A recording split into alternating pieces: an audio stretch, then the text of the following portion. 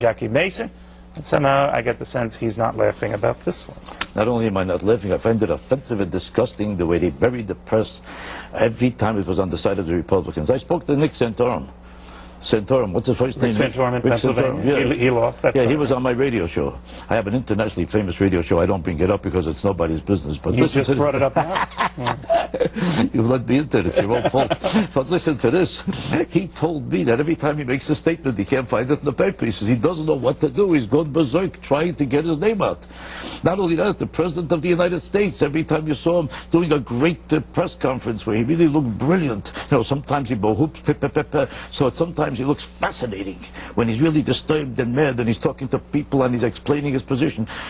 You never see him on television the next day, never. In every other country in the world, they're afraid that there would not be a freedom of the press, and we have to protect ourselves against the president overreaching his powers and constitutional rights and freedom of the press. He's the only one who has no freedom of the press. He has the freedom to express himself, but he'll never see it in the press. So the you think that the good news didn't get covered, and so never. Republicans went down? Never. Take a look at the economy. You almost find nowhere one good word about the economy, and this economy on every level and every number is better than the Clinton economy. When the Clinton economy was around, all you heard is how brilliant, and nobody ever lived as brilliant as the Clintons to this day. Here is a guy who's guilty of 2 counts of perjury and 2 counts of impeachment and couldn't even practice law because, would you believe it, he was too big a liar to be a lawyer.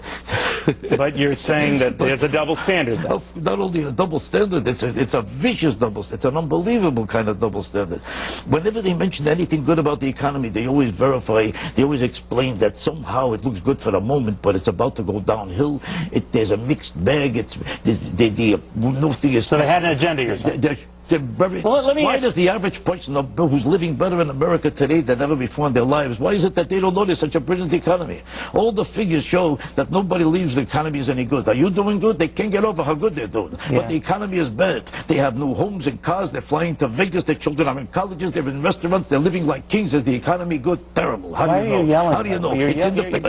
It's in the paper.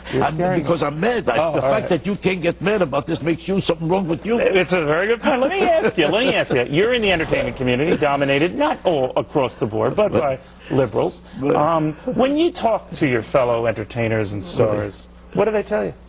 But the entertainers and stars are all the same thing. They're all on one side of the issue. They only know that Clinton is right and Democrats are right, and no matter how they persecute people and how fraudulent they are, they're always right. There's a sick need in actors to prove to themselves that they're great compassionate people, that they're great humanitarians, because they feel guilty. They're getting paid for nothing. They make billions of dollars for nothing. They know they don't deserve it. So they try because most of them got no talent. They got no brains. They got nothing. They read 2 lines in a movie every week and a half, and they have 9 people to help them remember the 2 lines. They're basically morons. And if they were actors, they would be walking the streets peddling newspaper. But by and large, they like Democrats, right? They not only like Democrats, and there's all the hypocrites. While they fight for the environment, they got 3,000 planes and 4,000 cars, and they chop down all the trees in front of all of their houses. They're phony environmentalists. Jackie, for your business, this is going to be great, though, right? But take a look at the better example with Barack Obama. What's his name? Barack Obama. God bless him. I don't mean to mispronounce his name. Let me ask you a question. Here is a man who basically accomplished nothing. But he's a Democrat, and he's only 2 years in the Senate, and he's already the hottest candidate in the world for the presidency of the United States. I'm not nothing against him, but he deserves to be president. Michael Steele. In Maryland? In Maryland, a brilliant guy.